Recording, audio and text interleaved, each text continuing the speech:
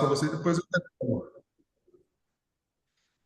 Muito bom dia para todo mundo. Sejam todas as pessoas bem-vindas para essa que é a nossa última aula do curso de Economia Solidária, Significado e Dimensões. Vamos ouvir aqui uma saudação inicial da conselheira de Economia Solidária do Conselho Federal de Economia, que é a nossa companheira Fabiola Leite. Por favor, Fabiola. Bom dia, né? Primeiro pedir desculpa por essa dificuldade no link, mas agradecer a participação de todos, né, durante todo o nosso curso. A nossa presidenta está numa atividade acadêmica e vai fazer o encerramento. Agradecer o apoio da BPS também todo esse tempo. E vamos começar o nosso último dia de aula, mas não a nossa última atividade na economia solidária. Vamos aguardar as novas notícias, né, André? Um abraço a todos. Isso mesmo, Fabiola. Obrigado. Essa, como a Fabiola colocou, né, vale a pena a gente frisar que a iniciativa, né, da Associação Brasileira de Pensadores de Economia Solidária, a BPS, que é composta não apenas por pessoas de universidades e também pelo Conselho Federal de Economia, o COFECOM, esse curso Economia Solidária Significado de Invenções, que não teve financiamento, mas contou com as parcerias, né, do Núcleo Multidisciplinar Integrado de Estudos, Formação e Intervenção em Economia Solidária da Universidade Federal de São Carlos, o nome é Ecosol, do Conservatório Nacional de Artes e Métiers, aqui na Paris, França, e também da Secretaria Nacional de Economia Popular e Solidária, Senais, né? Uma informação importante antes do início aqui da aula e de apresentar, quero aqui também saudar nosso companheiro Sérgio Roberto Rodrigues, também, que é conselheiro de Economia Solidária do COFECOM. Sérgio, bom ter Olá, você de novo. André. Muito bom ter você É, conosco. eu tô vendo aqui, eu vou aproveitar para mandar um abraço para o Eduardo Medeiros, ele é do Ministério do Trabalho e Emprego lá do Rio de Janeiro. Ele e outros alunos nossos que estão aqui nos encontraram lá no Festival Nacional de Economia Solidária. O evento foi muito importante, né? Foram vários dias de debate e o Conselho Federal de Economia esteve lá presente e saímos de lá com muitos compromissos de continuidade aí, seja em cursos, em palestras, em debates, em eventos da economia solidária. Então, como a Fabíola disse, o curso termina, mas a nossa participação, contribuição para esse movimento de economia solidária não termina aqui, né? Na verdade, viu, vai sair mais fortificado ainda, tá? Então, eu queria saudar os alunos, né, agradecer a todos que participaram do nosso curso, e tem muita gente esperando para assistir online, os vídeos depois, né? Então, muita gente ainda vai ter contato com esse material riquíssimo desse nosso evento aqui. Tá? Obrigado e eu estou à disposição. Sérgio, obrigado. Uma informação importante para todo mundo é que para as pessoas inscritas possam receber seus certificados, é necessário responder os três questionários de avaliação, né, das aulas 1 a 9, que foram enviados a vocês por e-mail, e será necessário também responder o questionário de avaliação dessa aula 10 de hoje, que será enviado no início da semana que vem, né, e até as respostas têm que ser até dia 5 de julho, né? A primeira aula desse curso do professor Jean-Louis Laville, que na França, sobre economia solidária em perspectiva internacional, foi em 11 de abril, né? E a última aula hoje, 27 de junho, a gente vai ter daqui a pouquinho, né? Vamos apresentar aqui os docentes. É importante dizer que para esse nosso curso nós tivemos mais de 1.100 inscritos, né? Pessoas não só do Brasil, mas de 20 unidades federativas de todo o país, né? E também de outros países, Argentina, Cabo Verde, Porto Rico, Portugal, né? Foram ao todo 19 docentes, entre professores, universitários, militantes e trabalhadores de empreendimentos de economia solidária, né? Hoje teremos aqui dois homens como docentes, mas metade das mulheres deram aulas aqui no nosso curso, inclusive, sobre a economia solidária feminista, sendo todas as pessoas voluntárias, vale dizer. E vale também relembrar das outras aulas que foram ministradas, né? O significado histórico da economia solidária, pilares, desafios da autogestão, políticas públicas nacionais de economia solidária, importantes políticas públicas estaduais e municipais de economia solidária, desafios socioambiental e contemporâneo de economia solidária, importantes experiências brasileiras autogestionárias e finanças solidárias, trajetória e configuração do Movimento Nacional de Economia Solidária, que foi a última aula. E nós hoje queremos também aqui agradecer bastante as pessoas também voluntárias que contribuíram nesse curso, né? O nosso Joelso Carvalho, que é um dos docentes de hoje, assim, eu, André Ricardo de Souza, somos associados da BPS, além da Fabiola Leite, que falou, o Sérgio Rodrigues, conselheiro de Economia Solidária da COFECOM. Queremos agradecer aqui também as pessoas que atuaram como hoster no Zoom, né? O nosso Fernando Guimarães, que está atuando agora, a Raquel Passos, Fernando Guimarães, que é da BPS também, a Raquel Passos, a Renata Reis, a Aline Tales, que são do COFECOM, né? Hoje, o tema da aula, dessa última aula do curso, a 10ª e última aula, a intersecção entre universidade e movimentos sociais no fazer econômico. Vamos ter a contribuição aí do nosso companheiro, organizador desse curso também, o Joelso Gonçalves de Carvalho, que é professor associado do Departamento de Ciências Sociais da UFSCar, Universidade Federal de São Carlos, é pesquisador do Núcleo Multidisciplinar Integrado a Estudos, Formação e Intervenção em Economia Solidária, o nome EcoSol, é integrante, né, atuante no nome EcoSol, é doutor em Desenvolvimento Econômico pela Unicamp e atua em pesquisa sobre desenvolvimento territorial, economia solidária e extensão territorial. Vamos ter também a contribuição de Renato Della Vecchia, que é doutor em Ciência Política pela Universidade Federal do Rio Grande do Sul, professor no curso de Ciências Sociais da Universidade Federal do Rio Grande e editor da revista eletrônica Interações Sociais, REIS. O Renato foi membro da Coordenação Nacional da Rede da Incubadora Tecnológica Cooperativas Populares, ITCPs, e é coordenador geral da Associação de Apoio à Rede Universitária de Incubadoras Tecnológicas de Economia Solidária. Nós damos muito boas-vindas ao Renato. Nós vamos ter aqui o tempo para a exposição dos docentes. Ao final, teremos as perguntas e respostas no debate, né? Agradecemos e passamos a palavra. Não sei como é que vocês combinaram aí, Joelson e Renato, quem fala primeiro. A palavra está com vocês. Nós não combinamos, né, André? Professor Renato é o nosso convidado né, mais distante. Se ele não se importar, a honra é toda dele.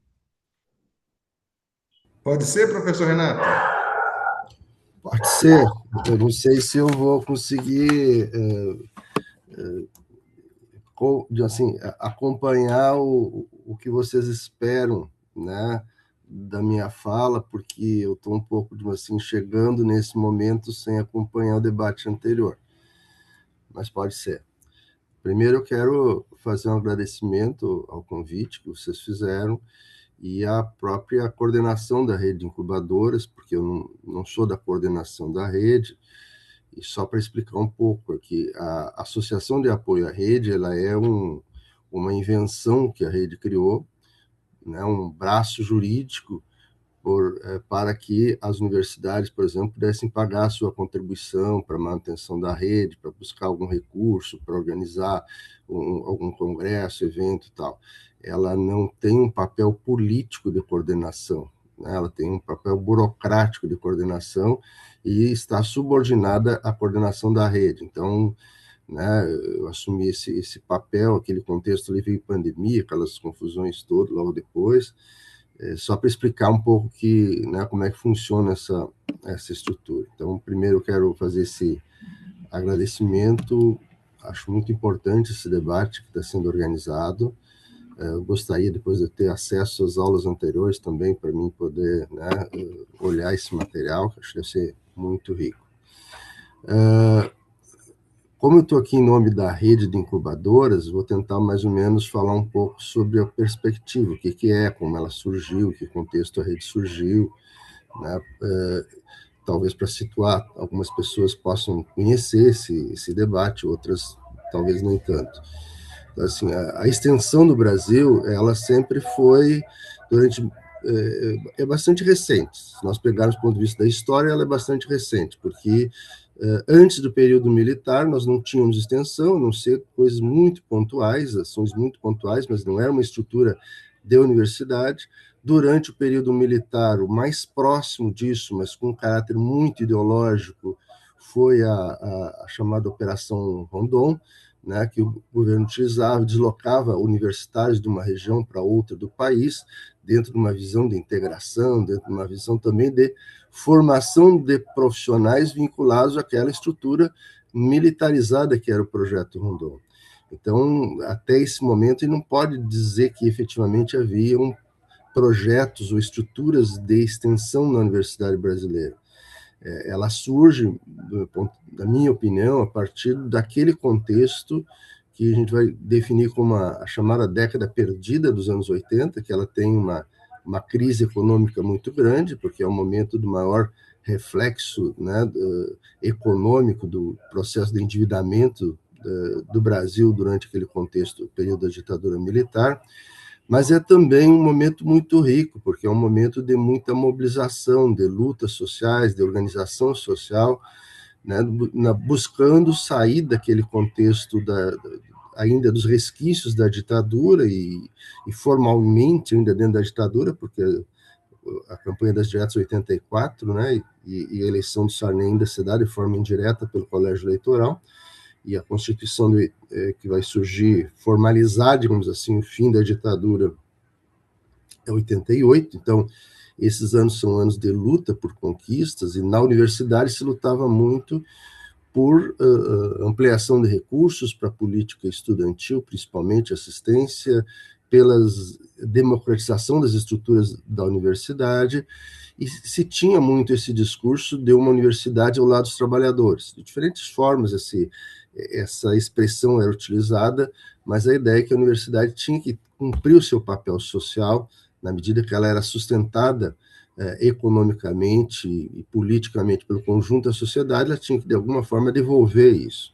Então, isso permite com que experiências ainda fragmentadas e individuais, iniciativas, né, pessoais de alguns professores, de alguns estudantes, ela tomasse forma em alguns locais, em alguns espaços, mas ainda sem uma política global das universidades para a extensão no Brasil. Então, o surgimento das primeiras incubadoras, ITCPs, que a gente denomina, né, incubadoras tecnológicas de cooperativas populares, ela vai ter o seu nome muito forjado a partir da experiência da UFRJ em 85, que é uma incubadora, inicialmente não era uma incubadora numa perspectiva da economia solidária, ela surge como uma incubadora mais tecnológica mesmo, mas que, ao perceber todo o contexto, né, ao redor da própria universidade, ela começa a se vincular e trazer esse debate, e ela vai ser a base do que depois, né, algumas outras universidades vão buscar conhecer essa experiência, vão buscar também criar situações ou incubadoras similares, e aí vai surgir em 98 a rede de incubadoras que a gente chama hoje de rede de ITCPs. Né? Ela surge inicialmente com 6 universidades, logo depois, um ano depois, ela já tinha mais 2 universidades que se somaram a essa rede, quando os seus estatutos são aprovados. Né? Então, isso vai constituir, no primeiro momento, a rede de incubadoras. Ela vai ter, num segundo momento, uma vinculação com a Unitrabalho. A Unitrabalho é uma outra articulação que surge a partir dos reitores das universidades públicas, reitores progressistas, que buscam criar um campo vinculado à questão do trabalho, mas aí não era só a lógica econômica das incubadoras, ela também eram historiadores, sociólogos, pessoas que, por diferentes espaços universitários do conhecimento, buscavam articular o mundo do trabalho dentro das universidades. Essa experiência funcionou durante um certo período, houve alguns conflitos entre esses dois movimentos, a rede voltou a se constituir enquanto uma estrutura paralela ou separada.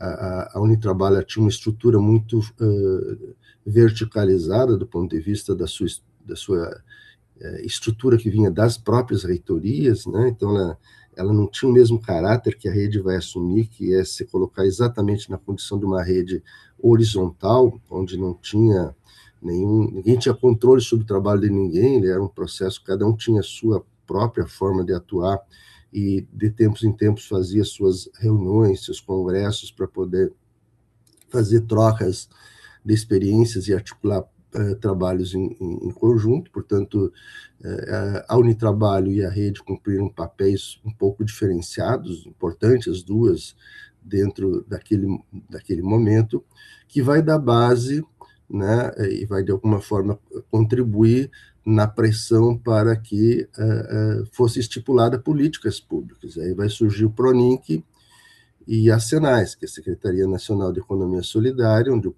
Paul Singer, que é um economista bastante conhecido de vocês, que são da área da economia, principalmente, vai ter um papel determinante, até pelo peso político que ele tinha na sociedade e dentro do governo. E o PRONINC vai ser um programa, né, o Programa Nacional de Incubadoras, que vai financiar essas primeiras incubadoras, de 98 a 2000. Depois vai ter mais outras edições do PRONINC, nem todas elas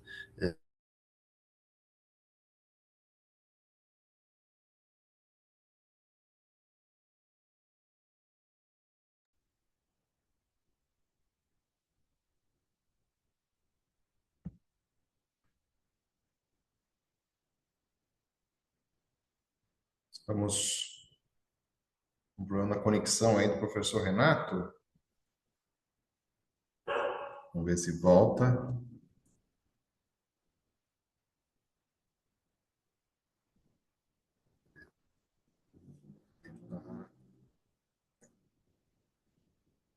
Está na sala, mas sem a imagem dele. Vamos ver se ele...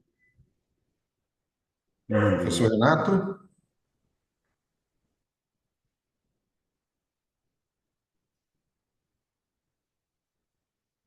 Está com um problema na conexão, parece. Alertei ele aqui pelo WhatsApp. Uhum.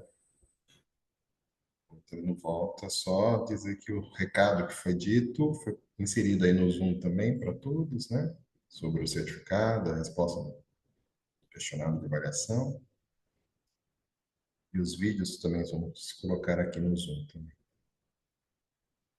Vamos aguardar um minutinho aí a volta do professor Renato Della Vecchia.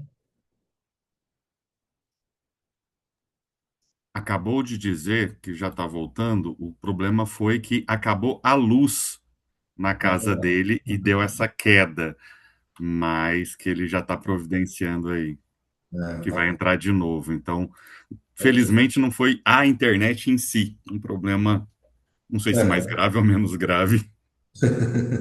Tudo bem, obrigado, Gelson.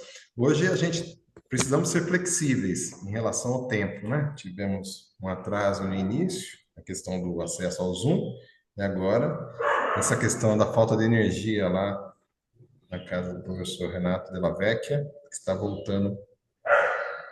Por isso a gente vai se estender um pouco, mas é bom, né, companheiros? A gente estender e ter o tempo para discutir, né?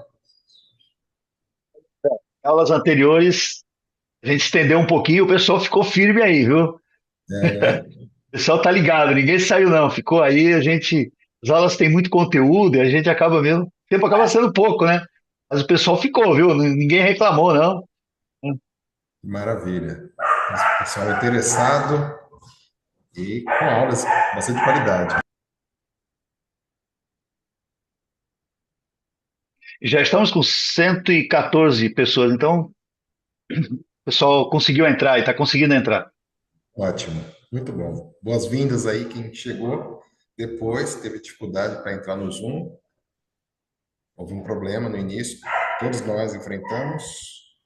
Estamos aí com a aula do professor Renato Della Vecchia, que teve um problema de falta de energia na sua casa. Daqui a pouquinho está voltando para essa que é a nossa 10ª e última aula do curso Economia Solidária, Dimensões e Significados.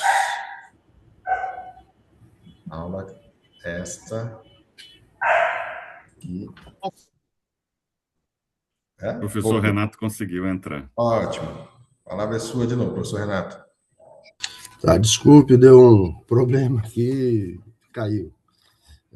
Mas, basicamente, eu estava me referindo, então, ao surgimento dessa rede de incubadoras, e ela vai cumprir, portanto, um papel importante no sentido de pressionar e ajudar a articular e participar desse processo de constituição de políticas públicas voltadas especificamente à economia solidária. E o que se constitui, basicamente, uma incubadora, né? Ela não tem um formato e uma metodologia específica que defina o que é uma incubadora. Ela é um espaço que ele é interdisciplinar, em geral, né, dependendo muito da estrutura de cada universidade. Ele é um espaço que trabalha com os grupos mais vulneráveis, mas não só com os grupos mais vulneráveis, mas trabalha na perspectiva de projetos de economia solidária, que não sejam... E aí a gente sempre enfrenta aqueles problemas de identificar exatamente qual é a condição de um ou de outro grupo.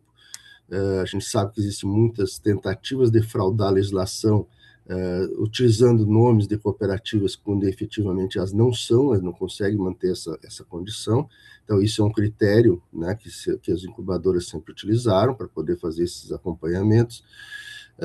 Elas são projetos que vão depender muito da forma como cada universidade se constitui, quais são os cursos, quais são os professores envolvidos, se existem técnicos envolvidos no processo ou não, qual é a relação que os estudantes têm.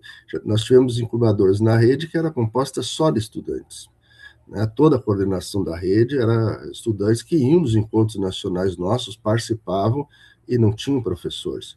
Nós tínhamos outras universidades que eram basicamente técnicos, não tinha nenhum, né, nenhum professor envolvido. Mas, em geral, a maioria delas era composta de professores, técnicos, estudantes, que criavam, e essa ao menos era a orientação, embora nem sempre isso ocorresse, né, quando você trabalha com um universo muito grande, mas todas elas, praticamente, a imensa maioria, trabalhava numa lógica de autogestão.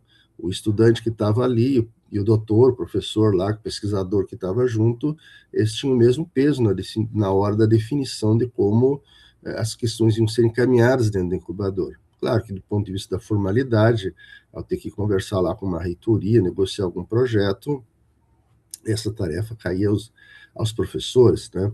Mas se a gente defendia que os grupos construíssem uma relação de autogestão, né, uma relação horizontal, nós tínhamos que também adotar esse modelo. Então, esses debates sempre ocorreram dentro das reuniões da rede, essa busca desse modelo a gente sempre tentou construir. O perfil das incubadoras também vai ser diferente dependendo da região que ela está inserida, se é uma região rural, se é uma região que é uma grande metrópole, se é uma região que tem um IDH muito baixo ou não. Isso define um pouco o perfil da universidade, as pessoas envolvidas, se elas são ligadas a uma ou outra área. Isso também estabelece o tipo de trabalho a ser feito. Então, dificilmente nós vamos ter um trabalho acompanhando saúde mental se nós não tivermos ninguém da saúde, não tivermos professores, técnicos, estudantes ligados à área da saúde, à área da psicologia, para poder fazer um trabalho acompanhando esse tipo de orientação, esse tipo de foco, né? Então, elas vão ser muito diferentes, as incubadoras, vão ter metodologias diferentes, as pessoas que estão dentro das incubadoras, elas também seguem concepções teóricas distintas, isso também vai dar influência no tipo de trabalho, mas ela mantém essa relação no sentido de troca de experiências, no sentido de criar mecanismos de busca, de articulação de recursos, de intervenção dentro do campo da economia solidária como um todo, né? Então, isso seria basicamente o que são hoje as incubadoras. Elas passaram por muitos momentos distintos, e esses momentos distintos, elas geram situações também da forma como a própria incubadora vai se organizar. A rede, aliás, a rede já teve um coordenador, já teve dois coordenadores, já teve coletivos de coordenadores, já teve, além da coordenação, diversas GTs que trabalhavam pontualmente, pessoas responsáveis por áreas específicas ou ações específicas dentro da rede, dentro da relação com as entidades, com os movimentos sociais e com os governos. Então, o formato que a rede adotou sempre dependeu muito da conjuntura, das relações estabelecidas, das tarefas que estavam colocadas. Ela nunca teve um formato rígido, né, que tinha, tem um regimento, um estatuto, e é isso que vai ser. Sempre houve esse processo de articulação. Esse processo de trabalho, ele sempre levou em consideração dois fatores, que, por um lado, era a resposta que a universidade tinha que dar para esses grupos, né, no sentido de dar alguma devolutiva à sociedade, que é importante nessa perspectiva, mas não de uma forma assistencial, né? A gente sabe que tem outros projetos, não só de universidade, mas de igrejas ou projetos de outras entidades que adotam um caráter mais assistencial. Não era o nosso caso, né? Embora também a gente, né, teve muitos casos que ocorreram, e havia às vezes uma necessidade de ter uma política em situações emergenciais, mas nunca na perspectiva de manter isso enquanto projeto. Ela, portanto, tinha essa devolutiva, essa relação basicamente com os movimentos sociais, com os grupos organizados, que sempre foi uma relação também um pouco tensionada, porque o tempo da universidade não é o mesmo tempo que esses grupos precisam, muitas vezes. As pessoas que precisam, até mesmo uma questão de sobrevivência, elas têm uma lógica muito imediata. Eu preciso que isso dê respostas econômicas imediatas para que meu grupo possa se viabilizar. Se ele não fizer isso em um determinado tempo, as pessoas se dispersam. O tempo da universidade nem sempre conseguia acompanhar da mesma forma, né? Os alunos tinham momentos de prova, tinham momentos de férias, as férias passam a ser coletivas. Algumas universidades, por exemplo, nas privadas, os professores eram proibidos de acessar a universidade nesse período, porque isso poderia gerar depois ações trabalhistas. As pessoas até continuavam fazendo trabalho, mas fazendo da sua casa, né? E dentro das suas possibilidades, que eram limitadas nesses contextos. E os grupos muitas vezes também não compreendiam isso, porque para eles, né, a vida não parava, a vida continuava e eles tinham que dar as suas respostas, e isso gerava, às vezes, algum ruído, né? Eu falo de forma bem genérica, porque são diversas situações que a gente passou, né? Mas tinha também um outro aspecto para nós era muito importante, que é colocar os alunos, os discentes, em contato com o mundo real, né? Contato com situações que eles muitas vezes não conheciam dentro das suas respectivas áreas de conhecimento. Eu lembro de situações, por exemplo, que um grupo, 3, 4 pessoas que produziam, a partir de um curso que tiveram com a Caritas, aprenderam a usar resíduos de casca de batata, de cenoura, e com isso, fazer bolo, fazer cuca, fazer pães, e eles começaram a se organizar para começar a produzir, né, e vender. E alguém da área da administração foi lá para tentar fazer um cálculo, analisar como é que eles iam fazer o custo de produção para ver por quanto eles poderiam vender depois, e perguntou para eles como é que vocês fazem para calcular os valores que vocês vão gastar. Alguns eram fáceis, né? O valor da farinha, o valor de alguns produtos, mas o custo para vocês avaliar o gás que vocês gastam, porque como eles não tinham um fogão industrial, né, um forno industrial, eles faziam nos seus próprios fogões caseiros, né? Isso, claro, gerava um custo muito alto, né? A gente, a partir daí, buscou construir um projeto para eles buscarem um fogão industrial, né? E esse é o seguinte: não, a gente vai ali no contador ali da CE, né, da energia elétrica, e vê qual é a pontuação que tem ali, né? A gente desliga todas as luzes da casa, tudo que possa gerar energia, utiliza o forno, né? Não, isso era o forno elétrico já era o forno elétrico, não era o gás a gás, né? Não é aquele fogão a gás. E depois a gente, né, quando acaba, desliga, vai lá, faz a pontuação, depois faz o cálculo, a partir dessa pontuação do número, quanto é que fica, e faz um cálculo. É algo completamente inusitado, né, para quem vem de um curso de administração, que tem toda uma outra lógica e tal. Ou uma outra situação de uma pessoa que chega num assentamento rural e também vinha de um curso dessa área, mais ou menos, e aí eles falando das dificuldades dele, tudo que eles faziam, né, tudo que eles melhoraram na sua condição ao longo do tempo, como é que eles foram constituindo, e ela diz assim, mas por que vocês não fazem dessa forma? Levam lá para, sei lá, para a cidade para vender, que lá vocês vendem um valor maior. Ah, porque eles não têm transporte. E por que vocês não compram um caminhão? Né, e tudo ela perguntava algo que tinha uma racionalidade, tinha uma lógica. Mas em determinado momento a pessoa que estava respondendo, acho que cansou um pouco e disse assim, porque de noite nós temos o costume de dormir também. Porque, afinal, para que as coisas pudessem se constituir, ela necessitava de trabalho, e nem sempre o trabalho ele dá conta de responder a todas as questões.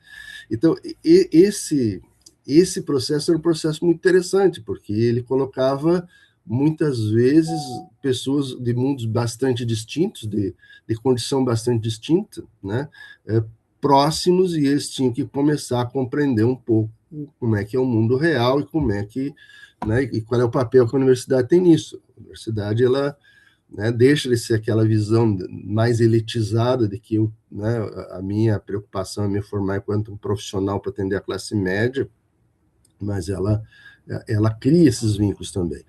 Então, as incubadoras, elas tinham esse duplo papel, não era como uma Caritas ou outras entidades que fazem um trabalho meritório, né, importante no sentido de buscar assistência, mas ela vai além disso, ela também tem o outro lado que ela também tem que buscar constituir, que é a formação de profissionais habilitados e com uma visão, uma compreensão mais próxima à realidade do mundo real e do seu papel enquanto profissional, né? Então, esses são, digamos assim, o processo, né, que a gente acompanhou, que é um processo bastante rico, mas é um processo que teve uma série de problemas, né? A gente vai identificar esses problemas ao longo do tempo, conforme eles foram surgindo. Eu colocaria como desafios, né? Alguns já resolvidos, outros não. Um desses grandes desafios se dá em relação à indefinição e o tempo com que os editais demoravam muitas vezes para sair. Então, isso em algumas universidades não tinha grande reflexo, em outras tinha muito reflexo, porque tu desconstituía uma equipe montada e esperava lá 6, 7, 10 meses, um ano, até que surgisse um outro edital, e a lógica de governos é uma lógica muito mais burocratizada, nem sempre as coisas se dão no prazo previsto, né? Os processos são mais lentos, e isso fazia com que os trabalhos tivessem que ser retomados mais adiante com outras pessoas, etc., né? Um outro era o limite que os primeiros digitais, ao menos, eles tinham, que era simplesmente o financiamento, que era importante, das incubadoras, das equipes técnicas das incubadoras, né?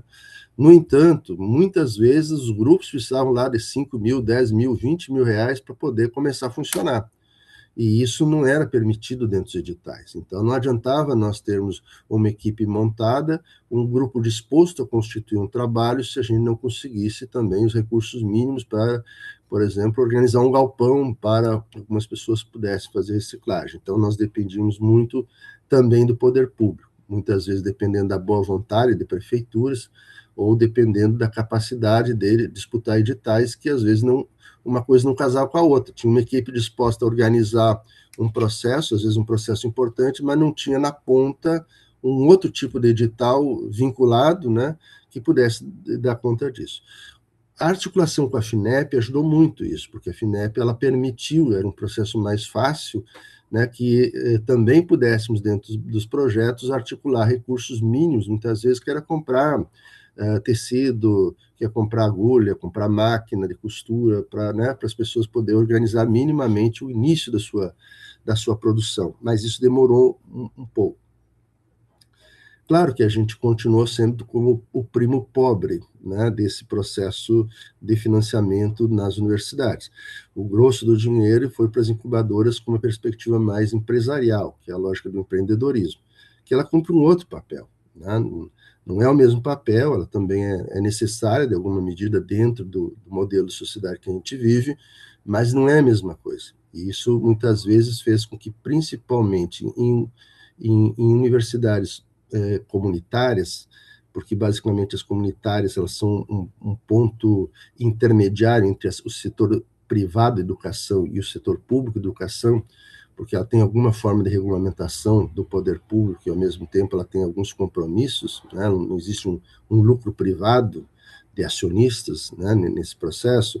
Elas também, em geral, tinham projetos de extensão, até porque a condição de comunitária fazia com que isso fosse importante para elas dentro das suas respectivas comunidades. Mas essas ficavam muito dependentes de recursos públicos para manter as incubadoras ou não mantinham, né? Então, quando começa a lógica do empreendedorismo dessas incubadoras empresariais a receber mais recursos, muitos trabalhos também começam a se vincular e muitas universidades definem, não enquanto os professores, mas enquanto direções da universidade, que o trabalho tem que ser redirecionado ou tem que ser vinculado à questão da lógica do empreendedorismo, que ela é diferente, né? Não é a mesma lógica, é outro modelo, né, que tinha isso aí. E, por fim, nós temos o problema das trocas de governo, né? Pessoalmente, nós fizemos um projeto aqui na região que articulou 16 prefeituras para criar uma rede de comercialização e articulação de catadores, naquele momento que ainda estava a possibilidade de ser adotada a Política Nacional de Resíduos Sólidos, e com isso, né, forçar as prefeituras a ter essas políticas mais efetivas, que isso aí foi se prorrogando ao longo do tempo. Só que a gente pegou esse processo e 2 anos depois, 1 ano depois, vem eleições. E aí, mudando o governo, os governos municipais, nós tínhamos que recontar todas essas diversas prefeituras e sensibilizá-las que esse projeto era importante, e porque isso tinha sido iniciado no governo anterior, o governo já não queria continuar. Então, esses são a relação com o poder público, a relação com esse processo de financiamento sempre foi uma dificuldade.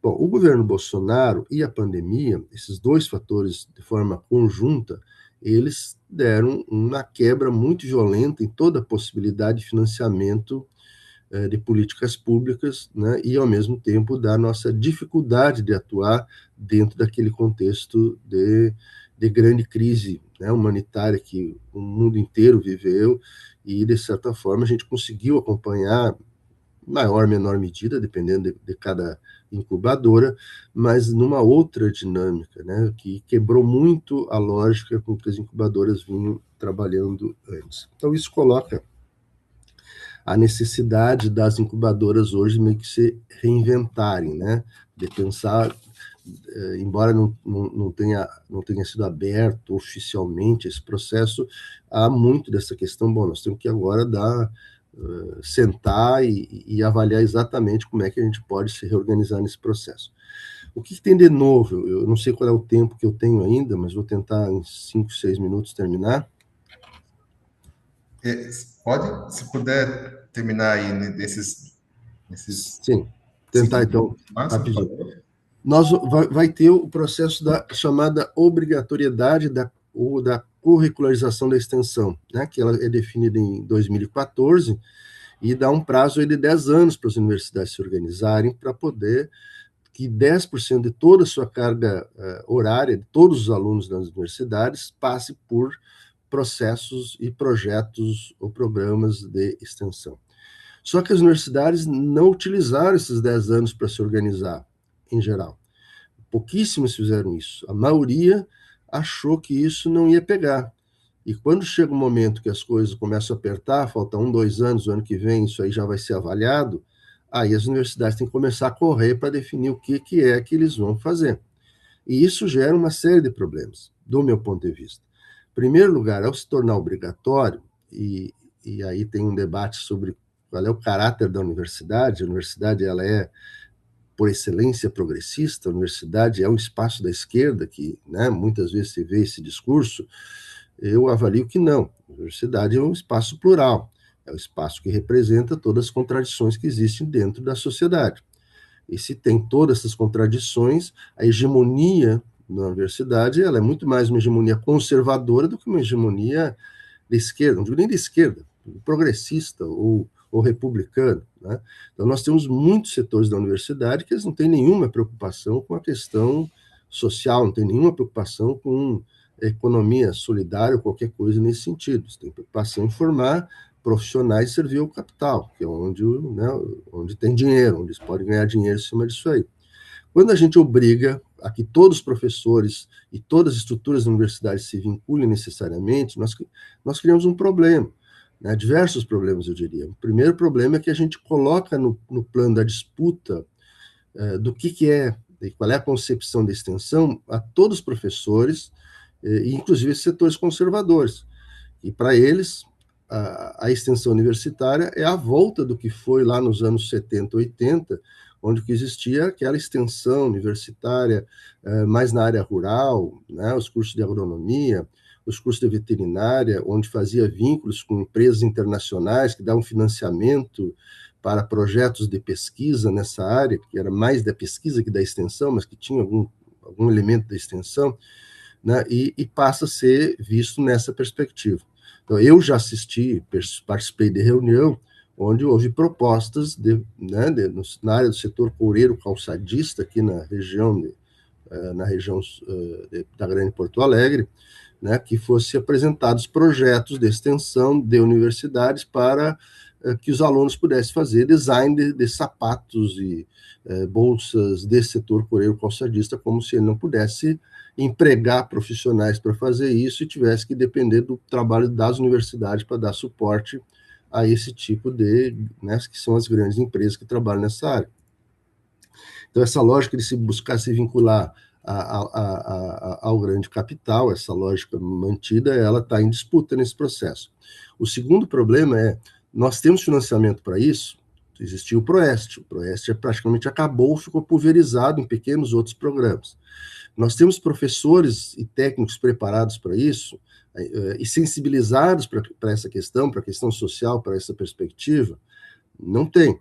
Então, isso gera com que a definição do que seja extensão passe a ser qualquer coisa. Já vi semana acadêmica sendo colocada como extensão, palestra como extensão, aulas como extensão, que é importante que haja aulas, é importante que essa formação seja trabalhada, é importante que o conjunto da universidade seja efetivamente atingido por algumas ações dessa, mas isso não pode substituir aquelas estruturas permanentes, aqueles projetos permanentes de extensão. Porque não tem como fazer com que a gente crie uma relação de confiança com esses grupos que a gente acompanha, que precisa de tempo para criar essa relação, simplesmente a cada semestre levando alunos diferentes para fazer esse processo de acompanhamento. Né? Não tem como fazer uma visitinha no outro grupo e dizer que isso é extensão, porque eles foram lá. É importante, vai lá, conhece o trabalho, tudo bem, não nego a importância, mas isso não substitui extensão. Então, esses elementos, né, de ter uma estrutura, de ter financiamento, de ter pessoas preparadas, de não definir qualquer coisa como extensão, eles passam seus dilemas desse momento que a gente está vivendo, né, que é a chamada curricularização da extensão. Né? O que a gente tem que fazer, do meu ponto de vista, é isso, é separar esses dois modelos de extensão, que efetivamente nós consideramos extensão, que é esse processo que tem uma articulação, efetivamente, com setores mais vulneráveis e que trabalham nessa perspectiva de economia solidária, ou de outros tipos de projeto que não necessariamente na economia solidária, dessas ações pontuais que a universidade vai fazer em alguns momentos. Né? Então, eu acho que isso seria mais ou menos, né, a experiência que a gente constituiu, né, ao longo do tempo, e que eu acho que no debate pode surgir outras questões. Né? A quebra minha ali daquele momento me quebrou um pouco o meu raciocínio em algumas questões, mas eu acho que, né, qualquer coisa a gente surgir alguma questão, a gente pode discutir mais adiante, e agradeço então o convite novamente. Agradecemos aí, professor Renato, pela aula, bastante rica também, né? Agradecemos também a professora Tana Teixeira, presidenta do COFECOM, vamos ver se ela consegue entrar conosco até o final. E hoje temos que ser um pouco flexíveis aí em relação ao tempo, por conta do atraso que houve no início, essa interrupção também durante a fala do professor Renato. E já passamos, na sequência aqui, ao professor Joelson Carvalho. A palavra é sua, Joelson. Muito obrigado, André. Obrigado, Sérgio. Uma alegria aqui dividir esse espaço com o professor Renato, que eu conhecia só de nome, e estou extremamente feliz de ouvi-lo, porque há uma convergência programática extremamente feliz, porque concordo muito com as observações dele, especialmente as preocupações no que se refere ao atual momento da extensão na universidade pública. E queria dizer que quando eu fui, e antes também, um abraço fraternal na Tânia, né, uma mulher de força presidindo um conselho importante, que é o Conselho Federal de Economia. E aí, quando eu fiquei pensando comigo mesmo, como abordar o tema para chegar numa coisa um pouco mais pragmática, eu que trabalho bastante com movimentos sociais, especialmente os movimentos sociais de luta pela terra, né? E aí eu fiquei pensando como fazer, como dar conta do tema que me foi proposto, que é a intersecção entre a universidade e os movimentos sociais no novo fazer econômico. E me ocorreu que é extremamente importante a gente qualificar o que é o novo fazer econômico. Então, me permitam em 2 minutinhos, 3 minutinhos, para qualificar, partindo do pressuposto que eu vou estar aqui nesse momento dialogando com alguns alunos e alunas de economia e pessoas já formadas em economia.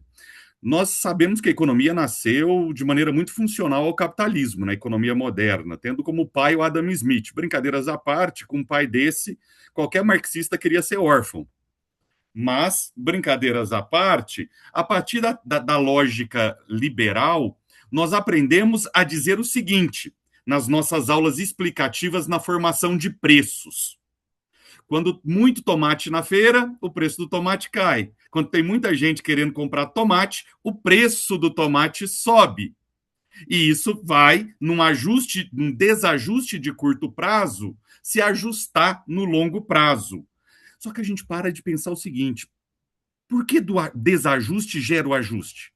Ou porque, se o tomate está caro, pessoas deixarão de produzir pepino para produzir tomate e vai aumentar a oferta, ou porque pessoas que não têm dinheiro para pagar o preço do tomate caro vão deixar de comer tomate e o preço do tomate vai cair no médio prazo por falta de demanda. E isso é explicado de uma maneira muito natural aos alunos e alunas de economia. E que eu acho um absurdo. Por quê? Se nós estamos naturalizando esse processo, nós estamos naturalizando a economia como a lei da escassez. A economia como a ciência que estuda a melhor alocação de recursos num dado território. A economia como a melhor equalização possível entre oferta e demanda. E aí, o que determina o consumo não é apenas o preço do produto ou a renda da pessoa. O que determina o preço final é a incapacidade de setores da economia, leia-se, os mais vulneráveis, de pagar o preço do tomate àquele momento. E é a privação daquele consumo que vai gerar o equilíbrio no médio prazo. Traduzindo, senhoras e senhores, a gente trabalha a economia com uma lei da escassez. O que a economia solidária propõe é tratar a economia no novo fazer econômico a partir da provisão. É muito importante, e aí eu já me alongando nessa introdução, mas é muito importante entender que no mundo, segundo a ONU, eu acompanho esses dados ano a ano, a gente tem aproximadamente de 900 milhões a 1 bilhão de pessoas que passam fome crônica, fome todos os dias, alguma privação. E com 2/3 dos alimentos desperdiçados, a gente alimentaria 1 bilhão de pessoas. Os economistas liberais diriam, é problema da logística. Mas nós sabemos que nenhum capitalista produz arroz, nenhum capitalista produz feijão. Esses capitalistas produzem mercadoria. E mercadoria que, se tem preço, é vendida, se não tem preço, fazem como muitos produtores, em momentos de baixa de preço e revolta com as suas baixas margens de lucratividade, chamem a televisão e achem bonito despejar litros e litros de leite no asfalto, como acontece frequentemente, e dizer que é um protesto. Percebam, A economia solidária olha para isso, buscando desnaturalizar isso.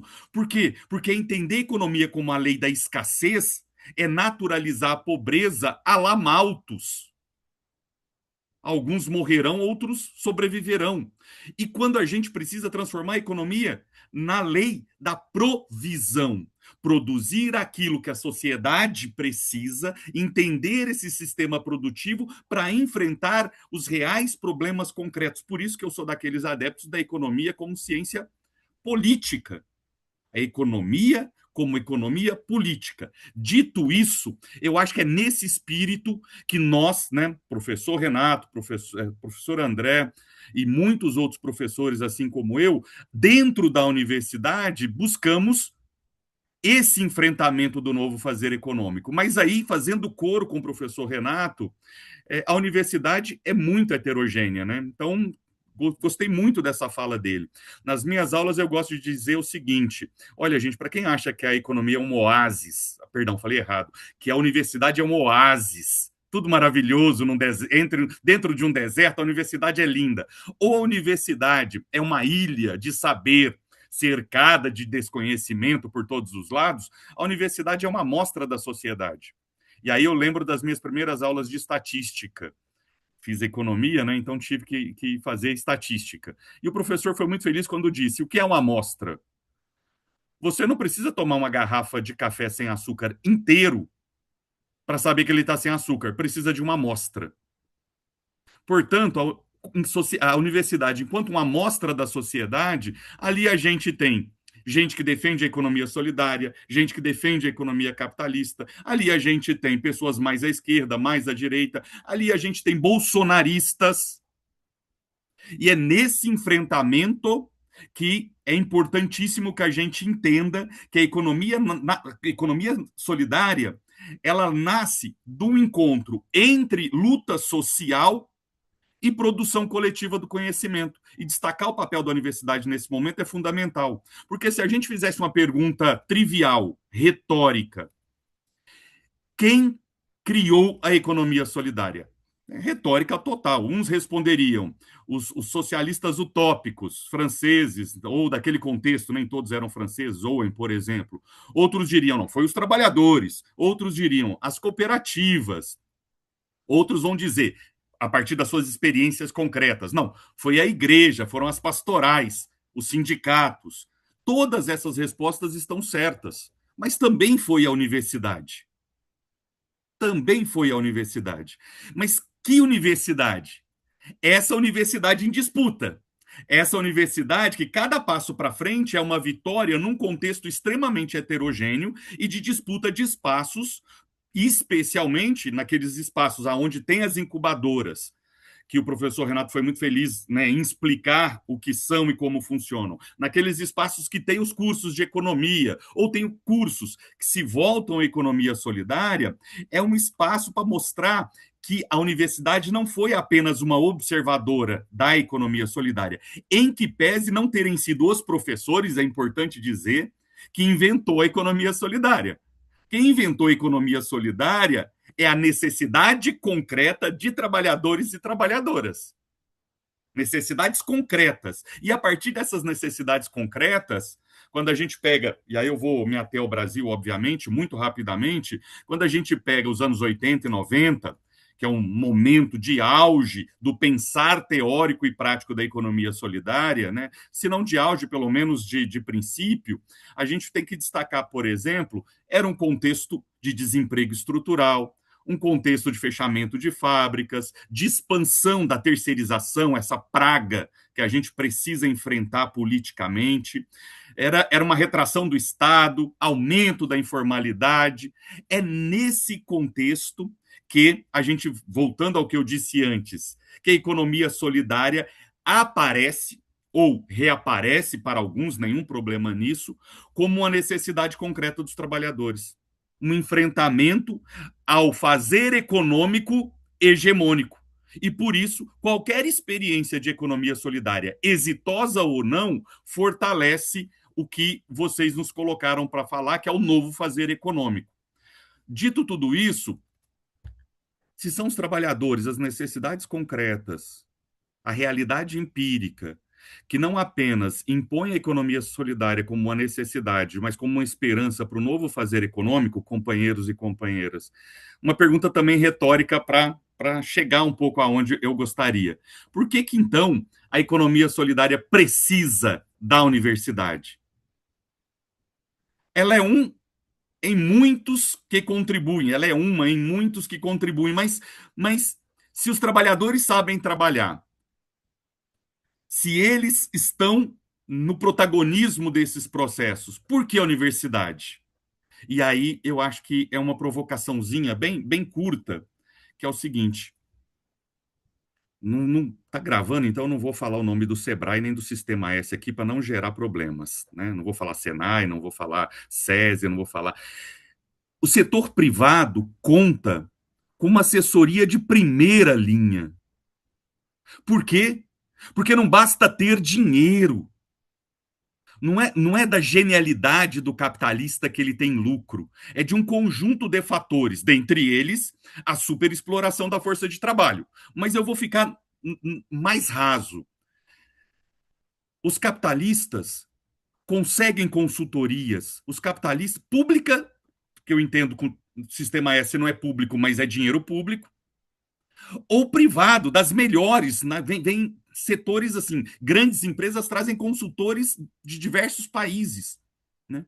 E nós, dentro da universidade, temos um papel fundamental de falar o quê? Para o novo fazer econômico, esse tipo de consultoria não serve, e se servisse, não serve. E se servisse, teria um preço incapacitante para ser acessado pelos empreendimentos de economia solidária, que, em tese, devem ser levados por aqueles e aquelas que precisam do novo fazer econômico como garantia da sua reprodução social.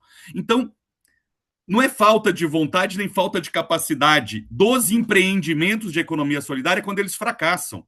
Porque empreendimentos capitalistas também fracassam. O Sebrae gosta de dizer: 50% das pequenas empresas morrem em X anos, 90% das pequenas empresas morrem em Y ano. O que falta é gestão. Estamos aqui para ajudar.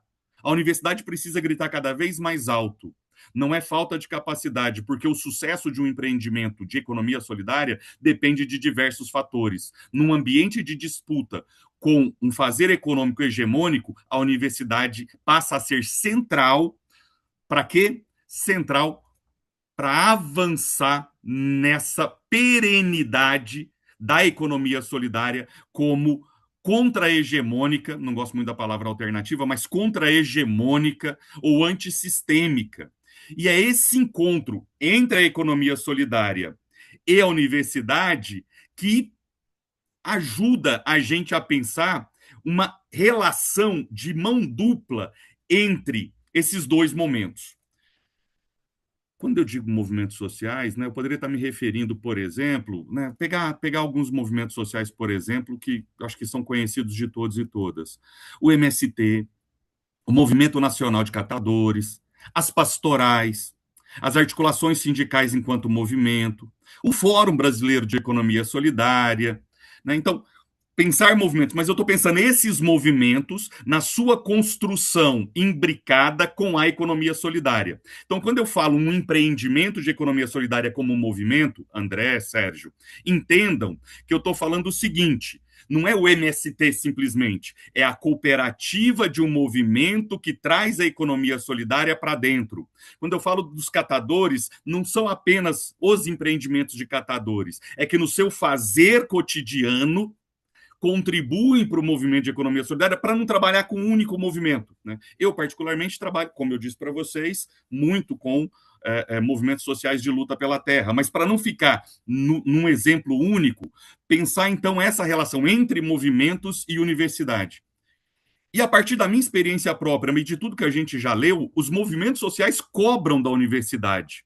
Isso é muito legal, né? Pronera, Programa Nacional de Educação em Reforma Agrária, só existe, não foi porque a universidade foi lá, olhou que os trabalhadores rurais estavam precisando de formação técnica. Não, foi o MST e outros movimentos de lutas sociais batendo no governo e nas universidades, dizendo: a gente quer entrar, a gente quer médico, a gente quer advogado, a gente quer técnico agrícola formado pelas grandes universidades brasileiras. Então, os movimentos sociais trazem as demandas, cobram as demandas, numa relação nem sempre harmônica, né? Tem uma frase que o ex-ministro da Reforma Agrária sempre reproduz e diz que é do Dom Ângelo, que fala que a política só se faz como feijão, né? Na panela de pressão. Então, nas relações políticas nem sempre harmônicas entre movimento e sociedade, movimento e universidade, eles cobram da universidade respostas. E essas respostas vão se constituindo com pesquisas que retornam ao movimento. E, de repente, essas pesquisas às vezes encaixam, às vezes não encaixam. E o movimento devolve à universidade, né? E aí a universidade repensa e devolve aos movimentos. Portanto, uma coisa muito legal é que os movimentos transformam a prática pensada pela universidade, adaptam ela, e a universidade depois estuda essas adaptações e transformam isso no novo conhecimento. E eu acho isso fantástico, porque é um círculo permanente, uma relação que não tem começo, meio e fim. Eu brinco muito. Depois que eu disse o primeiro sim para o MST, nunca mais a minha vida ficou a mesma. Porque todo dia tem demanda nova. Todo dia tem alguém, professor, isso, ó, o Pronera, não sei o que tem um projeto assim, assado. Por quê? Porque é uma relação de construção coletiva de ações práticas e sistematizações de ações práticas. E essa sistematização de ações práticas é sistematização da extensão, pesquisa, pensar isso coletivamente, formação humana, né? Por isso, acho que a universidade também mudou. O professor Renato já colocou isso, mas a Constituição de 88 e o Fórum de Pró-Reitores, criado antes da Constituição, inclusive, o FORPROEXT, colocou para a gente um papel da extensão, isso está documentado, um papel da extensão como uma perspectiva muito mais freiriana do que a perspectiva anterior, que o professor Renato também já citou, da ditadura militar, que era assim: o que é extensão? Tem um hospital ali, é extensão. Tem um escritório de advocacia, um escritório escola do curso de Direito que atende as pessoas. Da ideia de estender, que muitos de vocês aqui sabem que foi duramente criticado pelo Paulo Freire, num dos seus livros mais conhecidos.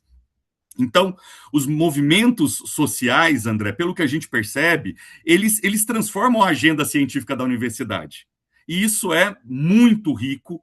Por quê? Porque nos alimentam numa universidade contraditória, nos fortalece numa universidade contraditória, numa universidade cindida por interesses diferentes. O que é da universidade? Não vai ser diferente disso, né? É uma universidade cheia de um pluralismo, né, que vai de A a Z.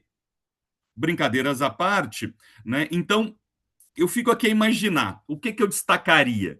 Eu destacaria, por exemplo, que quando a universidade começa a produzir conhecimento em diálogo com outros saberes e fortalece esses outros saberes, para chegar ao final da minha fala, nós estamos, mesmo que intuitivamente, indicando a incubação. Né? Não vou repetir, né, o professor Renato, mas aí falando do meu lugar de fala especialmente, que é o NUME, o Núcleo Multidisciplinar de Economia Solidária da Universidade Federal de São Carlos.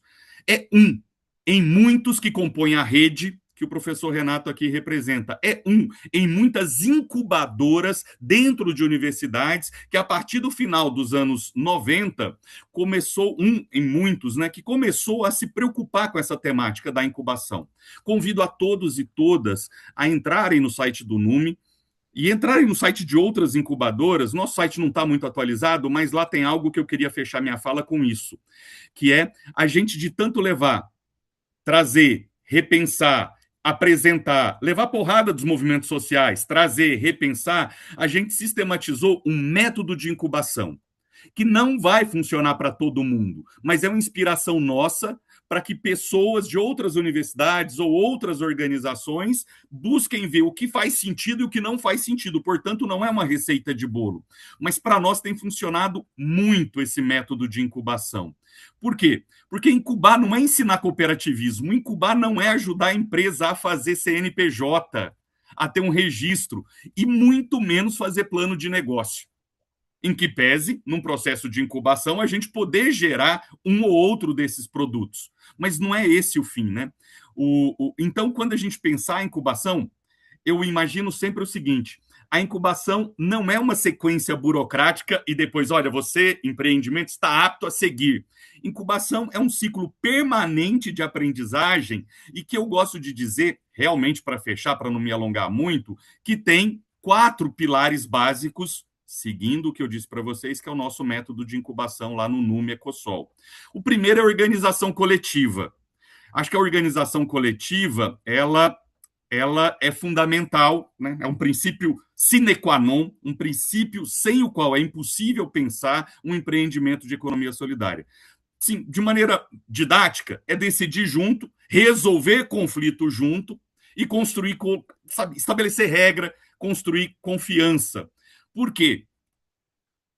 Incubação, um empreendimento de economia solidária não é um empreendimento, gente, isso é importantíssimo, a força das palavras, não porque eu li O Segredo, aquele livro idiota dos anos 90, mas o poder de como a gente coloca as questões.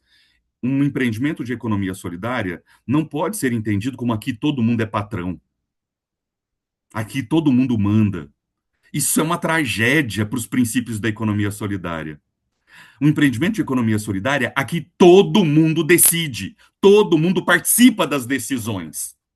Porque aí a gente rompe com essa ideia que todo mundo manda, e é óbvio que quando todo mundo manda, ninguém está mandando efetivamente, e aí eu não vou entrar nessa polêmica. O segundo pilar é a formação permanente. E aí, na incubação, essa formação permanente é um pouco daquilo que eu já falei para vocês. É fundamental a gente fazer oficina, a gente estabelecer reunião, a gente entender conflitos coletivamente, a gente contribuir nas assembleias, mas não é ter a assembleia como um ato burocrático weberiano.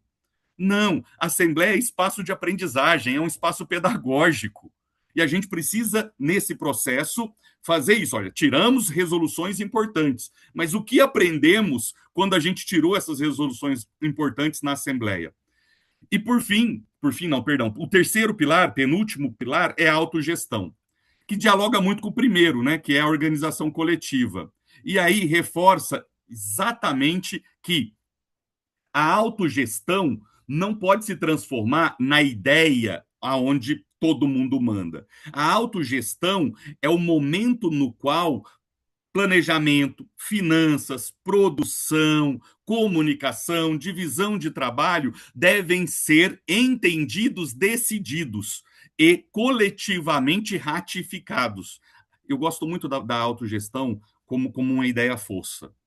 Né? Por quê? Porque a gente pode colocá-la mesmo em empreendimentos que não estão em economia solidária, que não aderiram, e a partir da autogestão a gente coloca a cereja do bolo. Todo mundo extremamente satisfeito porque participou do processo de construção, e aí começa, o que é essa economia solidária mesmo? E por fim, dos pilares, o desenvolvimento territorial. O desenvolvimento territorial, essa palavra territorial entendida no seu lato sensu. Né? O assentamento, o bairro, o município, a região, a rede.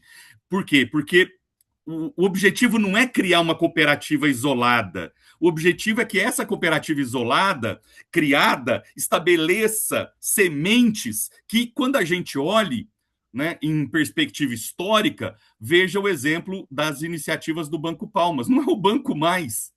É todo um ambiente, ou essa palavra da moda agora, todo um ecossistema ativo que, a partir do banco, se autonomizou e hoje tem uma rede muito maior. Então, para finalizar um pouco a minha fala, eu vou falar o seguinte: a economia solidária é todo dia, toda hora. Nesse exato momento, e Fernando, eu peço para você colocar aquela folha que eu te pedi, nesse exato momento da economia solidária, estou aqui, portanto, não poderia estar lá, nós estamos estabelecendo um diálogo com um assentamento, né, sob minha coordenação, mas, né, não dá para fazer duas coisas, que ao mesmo tempo, que as duas sairiam mal feitas. Então, nós estamos trabalhando nesse exato momento em um assentamento rural falando de reciclagem e agricultura agroecológica. Então, começamos hoje, saímos de São Carlos, de Ribeirão, em vans, para um assentamento chamado Assentamento Aparecida Segura, no município de Orlândia. Um pouquinho para cima, só para a gente passar rapidamente, não vou entrar nesse detalhe, é só para finalizar minha fala. Então, a gente vai ter um módulo teórico que já acabou, depois o módulo prático. A ideia é produzir. Tem custos. Vamos diminuir o custo? Como diminuir o custo? Olha, tem um assentamento que trabalha com um sistema de reciclagem e separação de materiais e que isso contribui para a geração de sistemas de aeração do solo e irrigação. Um assentamento com todas as suas caristias. E depois vamos conhecer, aprender a fazer, ver em prática e depois, na volta, vamos ver se faz sentido para nós. Então, pode tirar... Fernando, e coloca 2 ou 3 fotos só para eu encerrar minha fala.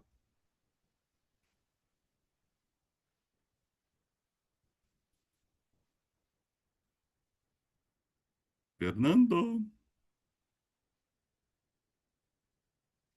Vai passando rapidamente, eu não vou me ater a nenhuma delas agora.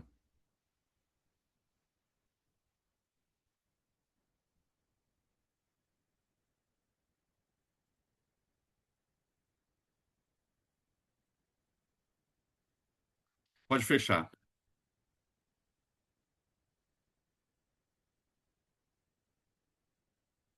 Encerro a minha fala dizendo, a partir dessa experiência, que incubação é isso. É ir, é aprender, é trazer de volta, depois tentar replicar as experiências de sucesso.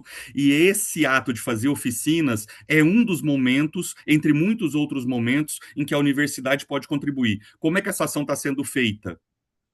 Felizmente, a universidade, mesmo na ausência de perspectivas financeiras, ainda consegue disputar alguns espaços. Então, nós nos dedicamos, e André sabe disso, e quem conhece o NUME também, nós nos dedicamos a captar recursos via os projetos, os editais. Esse é um edital do CNPq para a formação de núcleos de estudos em agroecologia. Qual é o nosso objetivo? Pegar esse recurso e aportar e ganhar conhecimento a partir da relação dialógica com os movimentos sociais, a partir de caravanas de compartilhamento de saberes. Isso para nós é fundamental e é por isso que a gente faz tudo, um monte de coisa ao mesmo tempo agora. E é uma alegria estar com vocês. Se eu não tivesse, eu estaria um pouco mais suado fazendo atividades em campo lá. Mas, como também colocou o professor Renato, a gente consegue montar equipes e lá só tem alunos hoje, montar equipes que dão conta do recado, porque a economia solidária é apaixonante. Obrigado. Obrigado, Joelson. Tivemos uma brilhante aula aí sua, assim como a do professor Renato. Joelson, que é meu companheiro no NUME, no Sol Fiscal e também na diretoria da ABPS, né? Estamos fechando, a meu ver, esse nosso curso com chave de ouro, né? Brilhantes exposições, né? Antes de passar para as perguntas, o companheiro Sérgio vai expor aqui, só dizer rapidamente, viu, gente, que tivemos também como parceiro, foi mencionado, inclusive, pelo professor Joelson, o Fórum de Pró-Reitores de Extensão, foi um dos parceiros também nessa empreitada desse nosso curso, né? E hoje dizer que na nossa Associação Brasileira de Pesquisadores de Economia Solidária, a BPS, nós vamos fazer um congresso, o 5º Congresso Internacional, que vai acontecer de 6 a 8 de outubro do ano que vem, na UFSCar, em São Carlos, né? Um espaço que vocês poderão ter informações a respeito no site da BPS, né? Quem se interessar logo, a gente vai colocar mais informações sobre esse congresso lá, né? E importância, hoje reiterando que estamos flexíveis hoje, em função do atraso necessário que foi no início, né? Então, vamos estender um pouco mais, mas isso é muito bom, que a gente vai poder aí, né, discutir questões importantes que foram apresentadas aí pelos professores na aula, né? Sobre essa simbiose né, entre movimentos sociais e a universidade, como bem lembrou o Joelson, o saudoso Dom Angélico Sândalo, que tive a honra de ter sido um amigo, era meu vizinho aqui, pude visitá-lo um pouco antes de falecer, essa questão, né, que a política como feijão funciona sob pressão, e isso também se estende à universidade, como o Joelson ressaltou, né? Dizer que também, respondendo ao professor Renato, os vídeos do curso se tornarão públicos daqui a 2 meses, né? E aí isso vai poder ser acessado, toda essa riqueza das aulas vai poder ser acessado por todos, né? Muito bem, vou passar então ao meu companheiro Sérgio para expor as questões, as perguntas que foram levantadas. Sérgio, a palavra é sua, por favor. Vamos começar as perguntas já na prorrogação, né? Nosso tempo regulamentar já se encerrou. Vamos lá, as perguntas, né? Primeiro aqui, eu vou fazer um merchandise aqui. A Narinha Costa, ela diz assim, sou autora do livro Tecendo Redes de Economia Solidária com Mulheres Rurais. Quem tiver interesse, me chama pelo zap 73981425548. No chat, tá? A gente tem que divulgar esses trabalhos que eu acho que é bem importante. Então, nós temos aqui algumas perguntas. O Lindenberg pergunta assim, a economia solidária, o Brasil está sendo bem monitorado no setor do investimento para que seja expandido igualitariamente para cada estado da federação? Como? A Cláudia pergunta, ela da área de psicologia, está bastante interessada na área de economia solidária, como forma de organização cooperativa. Na aula passada também teve um assistente social perguntando. Então, a gente percebe durante as aulas que vários profissionais têm perguntado como se enquadrar, como contribuir, como participar do movimento, né, de economia solidária. A Cláudia Tavares, ela pergunta, poderiam falar um pouco mais sobre as lógicas diferenciadas entre empreendedorismo e economia solidária? A possibilidade de um empreendedorismo solidário? A gente precisaria de mais uma aula, né, para tratar desse assunto. Mas é bastante pertinente, essa questão aparece recorrentemente isso. Estou entendendo que a Cláudia Tavares também, estou entendendo que a universidade precisa estar em um interrelacionamento cooperativo saudável com toda a sociedade e suas organizações. É uma pergunta da Gina. Na linha desse novo fazer econômico, as universidades não poderiam contribuir para uma atuação conjunta entre cooperativas de produção, trabalho e consumo? Eu não pus quem perguntou aqui. Vocês conhecem a Gomo Coop, em São Paulo, a primeira experiência na América Latina de cooperativa de consumo estruturada para supermercado participativo? São 556 cooperados que realizam todas as tarefas e não visam lucro. Defendem uma nova relação com o consumo. Bom, essas são as perguntas que apareceram aqui no chat, né? Então, eu passo a palavra aos professores. Quem quiser responder, não sei se o Joel ou o professor Renato. Pela ordem, né, e pensando aí que a gente pode também pensar, se não tiver mais perguntas, considerações finais aí, nosso convidado de mais distante, professor Renato, se quiser fazer comentários.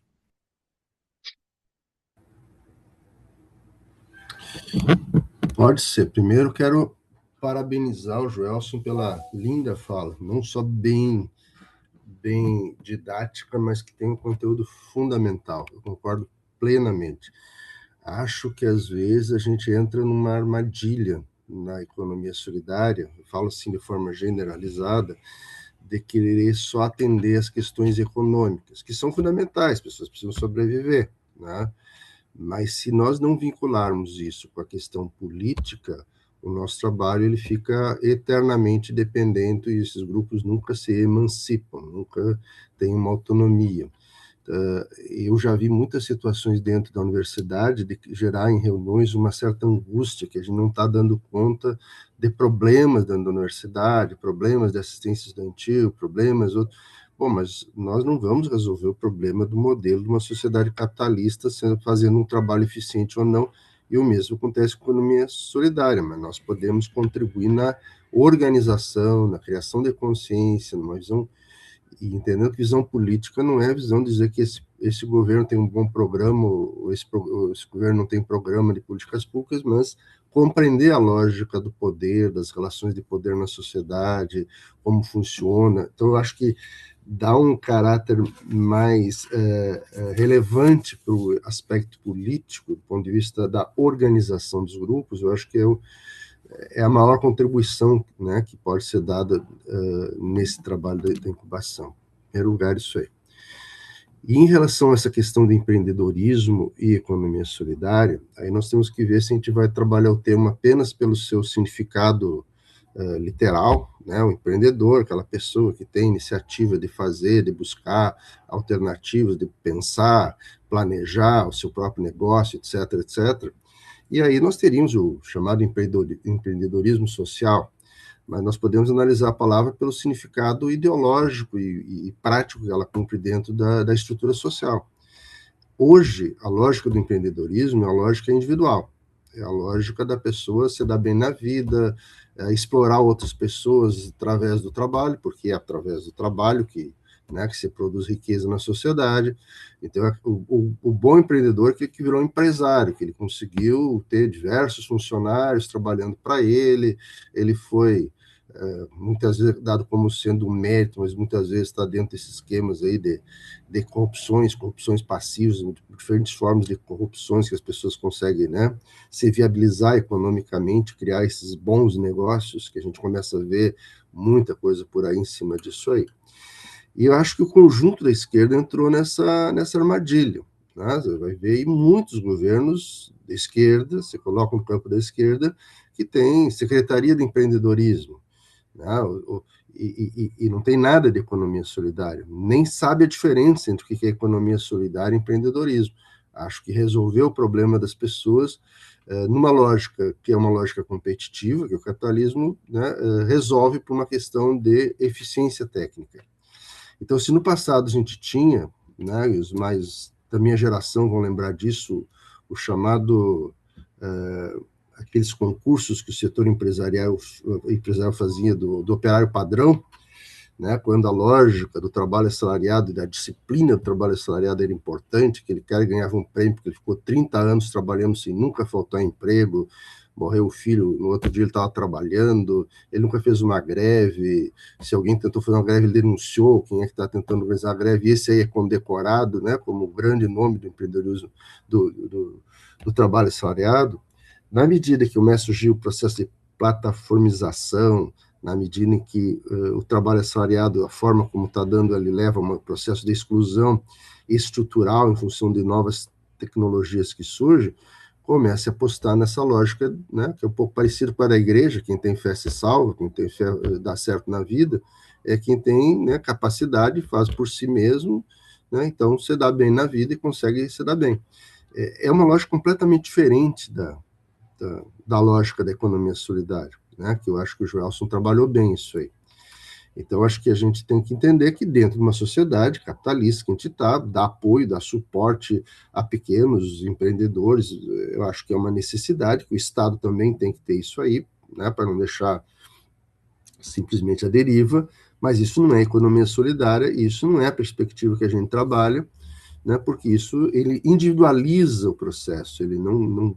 Então, embora exista esse termo, empreendedorismo social, ou empreendedorismo coletivo, qualquer coisa, ele não existe na prática. Na prática, a gente vê um modelo que é um modelo individualizado de disputa na sociedade capitalista através da competição e não através da cooperação. Então, essa, para mim, é a essência desses dois termos, como efetivamente eles são trabalhados hoje.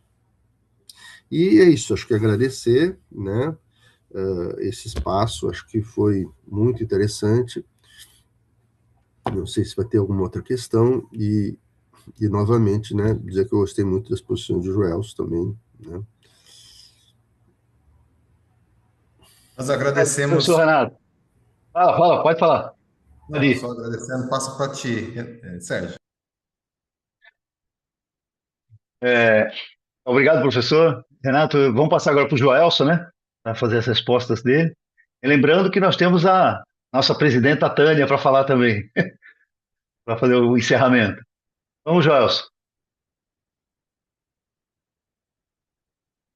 Obrigado, Sérgio, André, também sendo bastante rápido, porque as questões acabam sendo difíceis de serem respondidas, né? Então eu vou dar algumas indicações. Mas a primeira também é o merchan, né? Alguém perguntou aqui sobre bibliografia de autogestão.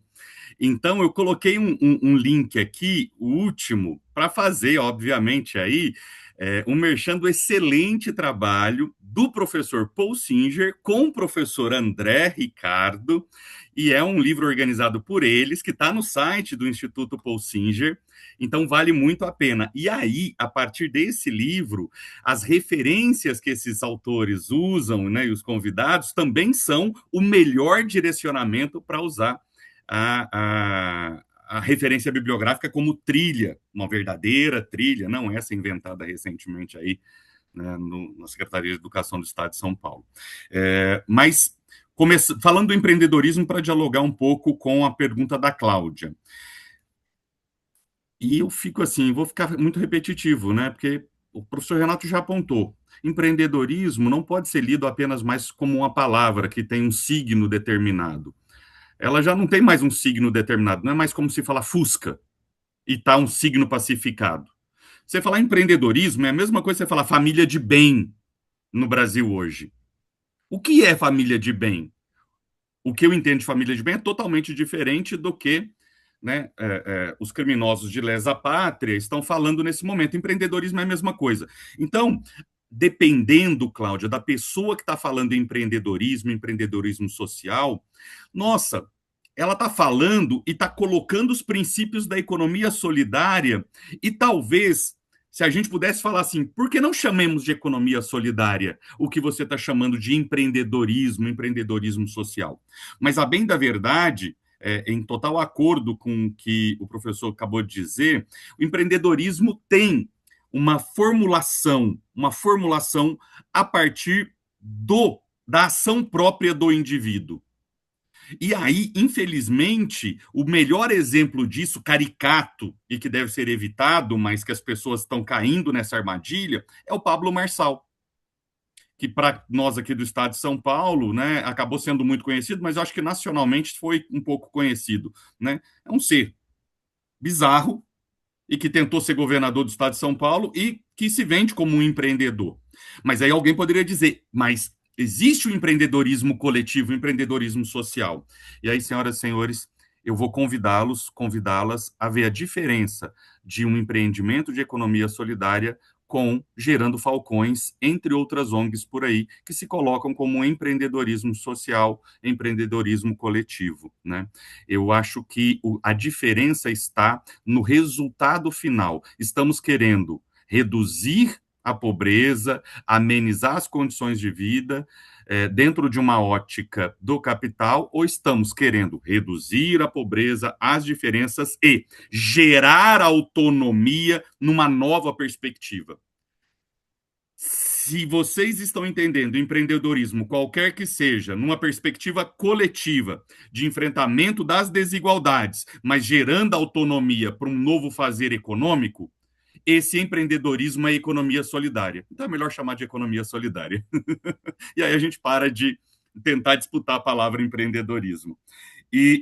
Bom, eu não conhecia, eu vou buscar conhecer essa questão que foi colocada dessa cooperativa. Já li rapidamente ela como exemplo de sucesso, mas realmente não tive oportunidade de conhecer, mas já ficou na minha agenda aqui. Vou fazer uma visita para o André em São Paulo e vou convidá-lo a irmos juntos na cooperativa listada. E, por fim, para a gente responder a questão que foi colocada pelo Lindenberg, deixa eu ver se é por fim mesmo, mas tentando ser bem rápido aqui, Lindenberg perguntou, eu anotei aqui rapidamente, o sistema de monitoramento, se não me falha a memória, né? Então, Lindenberg, não existe um sistema de monitoramento efetivo, né, que acompanha a distribuição de investimentos em economia solidária. Até porque isso seria muito difícil. Nós estamos lutando para ter um censo de economia solidária com maior regularidade. E acho que isso vai se tornar mais fácil a partir da aprovação da Lei de Economia Solidária e da criação do Sistema Nacional de Informações em Economia Solidária. Ou seja, Isso está na agenda, vai se transformar numa ferramenta fundamental, especialmente a partir do ano que vem, mas para isso acontecer, a gente tem uma decisão brutal e importante a tomar. Que tipo de projeto societário a gente vai colocar para o ano que vem? A depender do projeto societário, haverá espaços para cobrança, porque nada está dado. A depender do espaço do projeto societário eleito pela sociedade brasileira, haverá perseguição, haverá desarticulação, haverá, obviamente, uma lógica completamente inversa, né? Eu acho que, eu não sei se eu abordei todas as questões, mas deixo aqui meu contato no chat e a gente continua esse diálogo, obviamente, né, à disposição de todos e todas. Joelson, obrigado, professor Renato. Mais uma aula maravilhosa, uma aula muito importante. Eu vou pegar esse vídeo para assistir novamente, que assim como todas as aulas, que merece a gente é, nos debruçarmos sobre elas, tem muito conteúdo. Eu acho que as nossas aulas elas trazem uma perspectiva de futuro, nos traz um grande desafio. Nós, do conselheiro do COFECOM, nós temos um grande desafio junto aos economistas, levar esses debates, levar todas essas reflexões, né, sobre economia, sobre o papel do economista, né? Nós temos ainda um pequeno número de economistas envolvidos na economia solidária, são mais profissionais de outras áreas, pesquisadores de outras áreas que estão trabalhando, então nos cabe um desafio muito grande. Vou devolver a palavra para o André, para que ele conduza aí o final do nosso trabalho. Obrigado a todos e a todas que acompanharam nosso curso até este final. Muito obrigado, Sérgio. Muito obrigado, Fabiola Leite, conselheira da Economia Solidária do COFECOM. Agradecemos também ao Carlos Cordeiro, que é outro conselheiro, né, da Economia Solidária, né, do sistema COFECOM, Corecon São Paulo, Corecon São Paulo, que é importante parceiro, foi importante parceiro nessa realização do curso. Agradecemos a professora Tânia Teixeira, acho que não conseguiu, não pôde entrar aqui conosco, mas nós somos muito gratos a ela, a presidenta do COFECOM. E, claro, agradecemos muito a brilhante exposição aí, tanto do professor Renato Della Vecchia, quanto do professor Joelson Carvalho. Foi uma excelente aula esta, com a qual a gente está encerrando o curso Economia Solidária, Significado de Dimensões, né? E esse vídeo vai estar disponibilizado para todos no início da semana que vem, assim como o questionário de avaliação da aula, né? Para responderem até 5 de julho. E dizer que, assim como todos os outros vídeos estão disponíveis, né? E esperamos aí no mês de agosto torná-los públicos, né? E queria aqui ressaltar, como disse, lembrou a Fabiola, nós vamos dar sequência a essa parceria, né? A BPS, COFECOM, Corecon São Paulo, estamos aí planejando atividades futuras boas, então logo mais a gente vai fazer contato com vocês a respeito dessas atividades, né? Reitero aqui o convite para o congresso.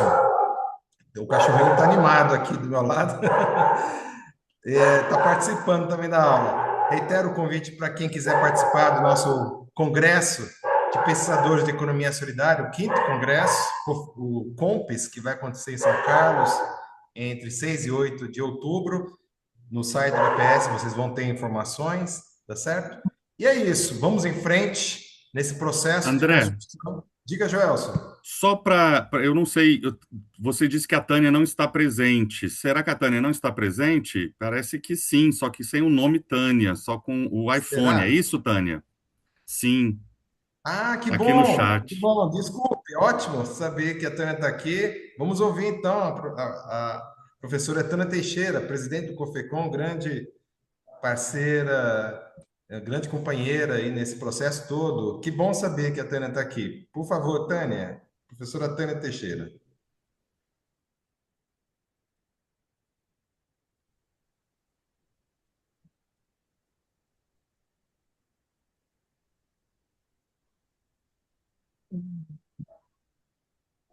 Bom dia a todos.